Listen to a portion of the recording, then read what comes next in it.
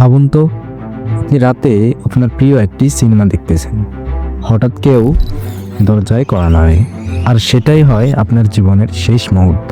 আমরা এই ভিডিওতে একটি দেশ নিয়ে কথা বলবো, যেখানে বিদেশি চলচ্চিত্র দেখা বা বন্ধুদের সাথে তা বিনিময় করাও একটি বড় ধরনের অপরাধ। দেশটির নাম হচ্ছে উত্তর কোরিয়া। একটি সর্বশেষ জাতিসংঘের মানবাধিকারের কার্যালয়ের প্রতিবেদন বলছে, উত্তর কোরিয়ায় বিদেশি চলচ্চিত্র বা নাটক দেখা বা কারো সাথে তা বিনিময় করার জন্য মৃত্যুদণ্ড দেওয়া হতে পারে।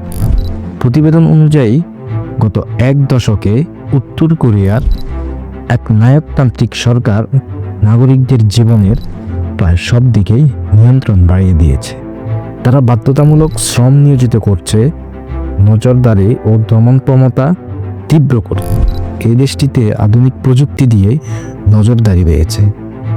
কোথাও গিয়ে কেউ একটু বিদেশি গান, নাটক বা চলচ্চিত্র দেখলে তারা বড় ধরনের অপরাধী হবেন। রিপোর্টে বলা হয়েছে, আজকের দুনিয়ায় আর কোনো দেশের মানুষই এতটা নিয়ন্ত্রণে নেই।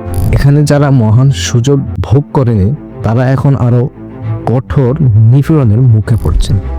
সাধারণত আমরা টিভিতে, মোবাইলে এবং বিভিন্ন ওয়েবসাইটে মুক্তভাবে সিনেমা, নাটক এবং গান দেখি।